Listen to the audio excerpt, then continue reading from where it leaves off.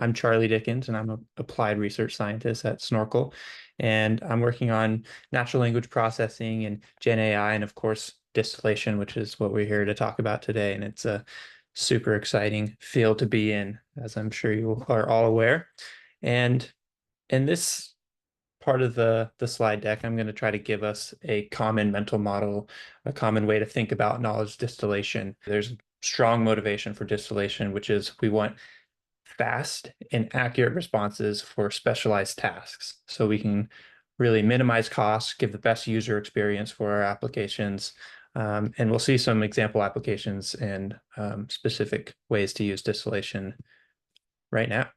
But let's start with a working definition of knowledge distillation more specifically. So this is introducing some common lingo that's used in research and practice for knowledge distillation, which I break down here in two steps: extraction and transfer. So first, we're extracting knowledge from a generalist model. This is going to be a large language model, hundreds of billions of parameters. This is our teacher commonly. And we're transferring this knowledge to a specialized model. This is most commonly going to be a small model, hundreds of millions of parameters, or even less. And we're thinking of a specialized task or a specialized domain for this student model is what it's called. So the extraction process takes as input seed knowledge, and this is something that's going to elicit the knowledge we want out of our teacher. We'll see art examples of this. And of course, it takes the teacher. And the output of the knowledge extraction process is going to be used in knowledge transfer. And we're going to see different forms of what can be extracted from the teacher. I think that's actually one of the most interesting directions of research now in the era of large language models, what type of knowledge we can extract from our teacher. In the knowledge transfer process, we're going to take that knowledge we extracted and potentially ground truth. This is actually optional, so we can learn only from our teacher if we want to do so. So let's dive in to, knowledge extraction. I'm going to break this down into a few steps. First, we identify the target skills and domains we are targeting from our teacher. What do we want to retain? What skills do we want to retain from our teacher? Classification, information extraction, summarization, and also like the domain we're going to be applying our student model in. Second, after we identify target skills, we need to curate seed knowledge. So seed knowledge could be in-domain examples. This is probably the most common case. In-domain examples of input that the student and teacher might see in our task we have in mind. We'll also see prompt templates. These are very useful for seed knowledge to elicit information or supervision from the teacher specific for our use case. And finally, with those two things, we can start to generate teacher knowledge.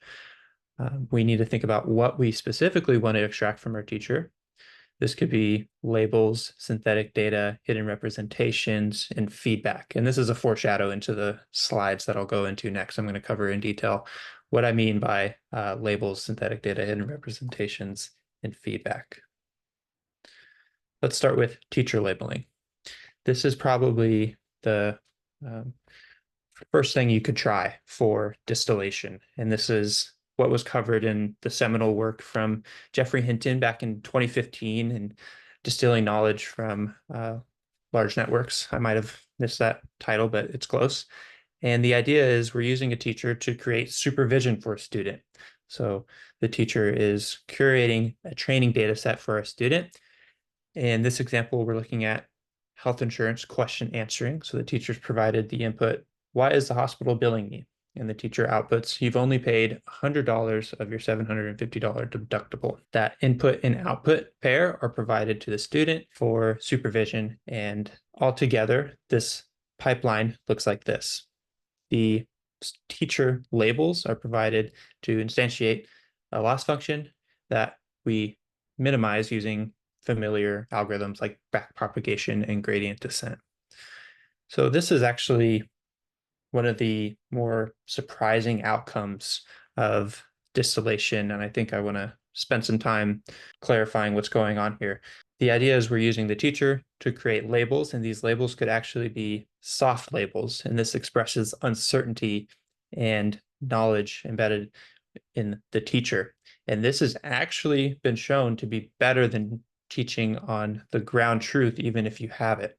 So if you additionally add some uncertainty coming from the teacher, for instance, this is better than training just on the ground truth. And this is kind of counterintuitive because you're evaluating on the ground truth. So why would you expect to actually improve using just teacher labels? And the idea is the teacher model has some inductive bias that you can leverage.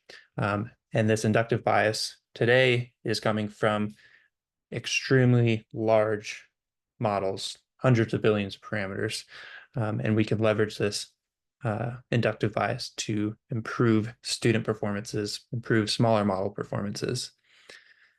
But of course, we've moved on from just teacher labeling because labels don't capture all of the rich knowledge that a teacher might have, especially in large language models. So the first improvement is using hidden representations rather than just the output of the teacher model. So this time I'm looking at text classification is our task. And the seed knowledge is, again, in domain examples, but also a classification prompt. So this could be a few shot or zero shot chain of thought classification prompt provided to the teacher. For example, help the user classify prompts into 1 to 5 categories with some category definitions. And finally, the prompt input, what is the capital of France? And the teacher responds, informational. But we also have hidden representations in the earlier layers of our teacher that we could leverage. And both the output or the label provided for this text classification problem and the intermediate layers are provided to the student. And you could still think of this as curating a training data set for the student using a teacher model. But now our training data set not only includes labels, but also hidden representations that we can map to the student architecture. So the hidden representations express a more nuanced understanding of the task and data than just the final output, and we can leverage this. And this has been actually especially useful in areas like self-distillation and computer vision architectures. Actually find this to be very valuable information. But we are still requiring a large and good representative source of unlabeled data. That was true for both teacher labeling and hidden representation. So to overcome this weakness, we need the next form of knowledge distillation I'll present, which is distillation via synthetic data. So now we're actually expanding the student training data set, expanding the inputs as well as the outputs that the student model has access to for learning. Again, we're looking at text classification for the target skills. And seed knowledge this time is a data generation prompt rather than just a classification prompt. So it could be something like an informational prompt is and then add your definition there, generate 10 examples of informational prompts. You could also leverage in-domain examples if you have some informational prompts in mind already. The teacher model, since it's a generative model, can generate representative examples of this class that you provide to the student. The student takes as input the classification prompt we saw from the earlier example, and the output should be the informational prompt that was used to generate this data. The pipeline altogether looks something like this. The teacher model generates labels and synthetic input data for the student to train on. So this looks slightly different from teacher labeling and hidden representations. But again, we still get to use backpropagation and gradient descent after the teacher model curates the training data set for the student. So with synthetic data approaches, we can leverage the generation capabilities of teachers to overcome a lack of specialized data for your tasks that you have in mind. But there could be a misalignment of synthetic and real world data. So this is where after the curation of the training data set, you need to drill in and understand deeply your data that you're training your student with. You need to make sure you're not amplifying biases present in the teacher. So this is an ongoing and really interesting direction of research because you have control over the distribution of your training data set by using a generative model as your teacher. And finally, I want to cover knowledge distillation by feedback. So now the teacher provides feedback on the student generations. And this pipeline looks a lot like reinforcement learning from human feedback, if you've seen that. I'm using health insurance question answering as the target skill for this example. And the seed knowledge for the teacher this time is a feedback prompt. So this could be something like a rubric, a grading rubric for generations from the student model. So just walking through this example, we're going to prompt the student potentially multiple times with the same input to generate multiple outputs. These multiple outputs are provided to the teacher, which ranks the responses in this example. And these ranked responses are used to train a reward model. So this is where distillation happens. The teacher model has preference knowledge that is elicited using the feedback prompt, and we can distill its preference knowledge into a reward model, which could then train a student in a scalable way, because providing multiple on large data sets rankings becomes expensive. So altogether, this pipeline looks like so. We have a source of unlabeled data, which we provide to a student to create generations. Generations are provided to a teacher, which gives feedback. And feedback is used to train a reward model, which we can train with or use to train a student using algorithms like proximal policy optimization. And if we actually want to skip the reward model, there's also direct preference optimization techniques. And this is recent reinforcement learning research that is very exciting to create this even as pipeline even more simple. The strengths of this approach is that feedback prompts can be specialized with subject matter expert input. So you can create a rubric to define what you value in generations. And this automates the preference feedback process. And by distilling the preference knowledge in a teacher language model into a scalable, fast reward model, you could make alignment of the student something more scalable. The risk here is, of course, like commonly found in distillation techniques, is the risk of reinforcing teacher biases. And my answer to this is data-centric, of course. We need to look at both the data that is being used as seed knowledge to elicit knowledge from the teacher, as well as the curated data set that is being used for the student model training. Okay. So that was a lot. I'm going to quickly summarize what we just saw. Knowledge distillation is extracting and transferring, extracting task-specific and domain knowledge from a generalist teacher model and transferring it to a specialized student. There's 3 steps to knowledge extraction: identifying target skills in the domain, curating seed knowledge, and generating knowledge. We covered multiple ways to generate knowledge: teacher labeling, hidden representations, synthetic data, and feedback. And I'm not going to claim this is exhaustive, but I think this is a pretty good representation of what you will see in practice as well as in research right now. So I think we're ready now for the Snorkel AI approach, which is data-centric knowledge distillation. And these are advanced techniques for distillation.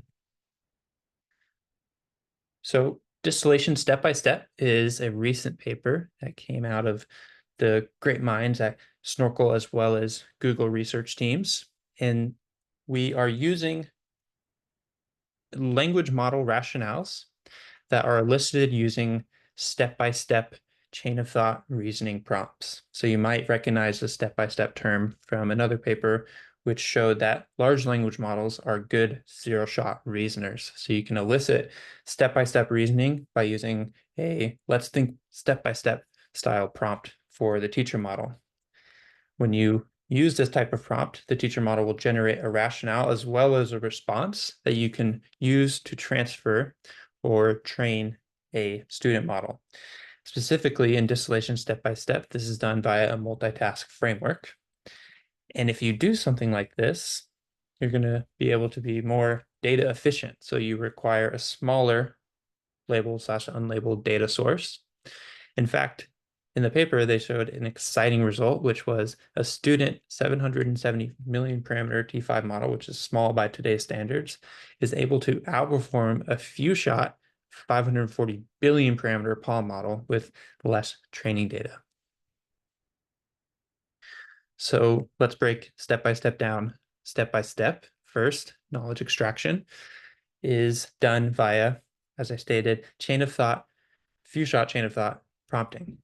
So for this example, we're looking at multiple choice question answering, and the teacher model has provided an example rationale label pair, which elicits a rationale label pair output that is used to train a student model. This knowledge is transferred to the student model via multitask learning.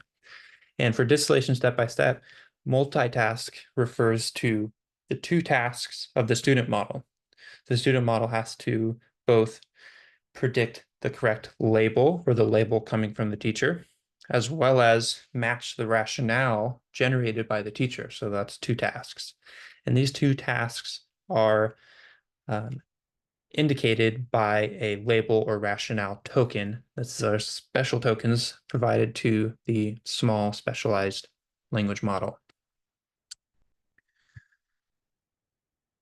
So with this approach, we see super exciting results. First, comparing distillation step by step by vanilla standard task distillation teacher labeling. This is what we saw versus distillation step by step on 4 data sets here: natural language inference, common sense question answering, and arithmetic math problems. And we see across the board in all these tasks, all these data sets, distillation step by step is more data efficient. In fact, it outperforms standard task distillation with less training set size. So you can see on ANLI, for example, with only 12.5% of the training data set size, distillation step by step is able to outperform standard task distillation with the full training data set. So you can get more out of your data using this approach.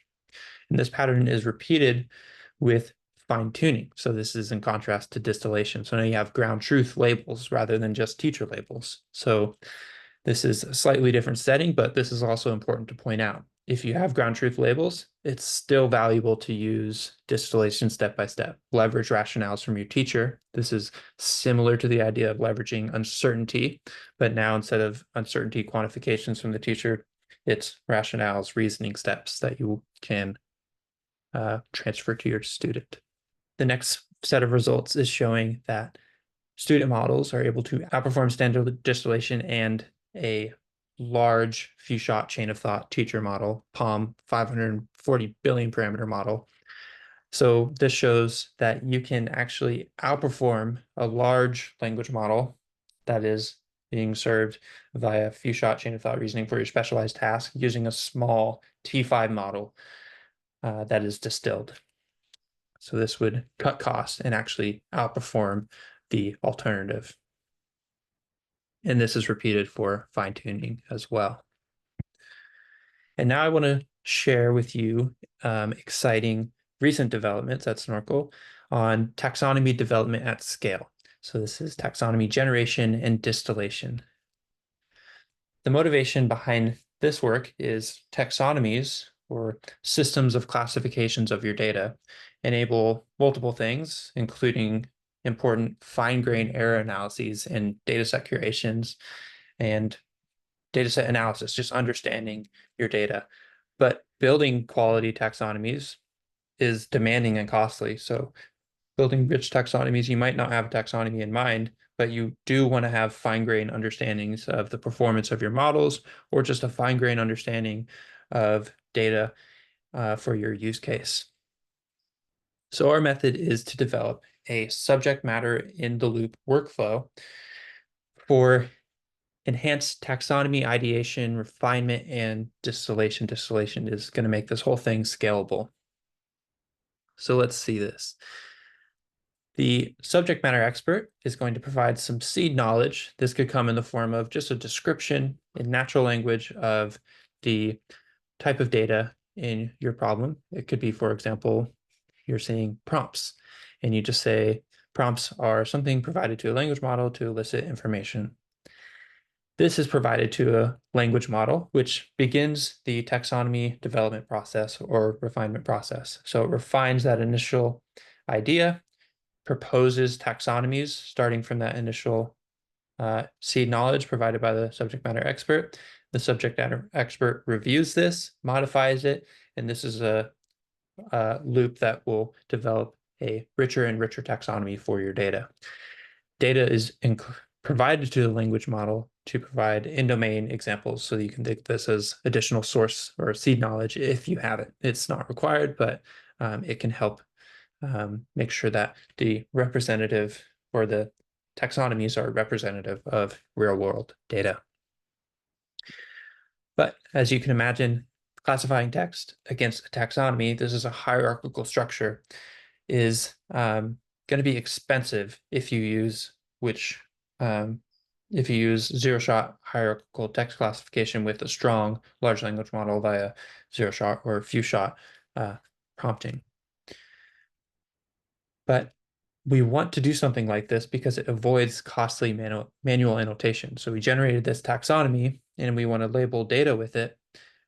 It's very expensive to hand it off to subject matter experts to click through your data and classify it against that generated taxonomy. We don't want to spend subject matter expert time doing that.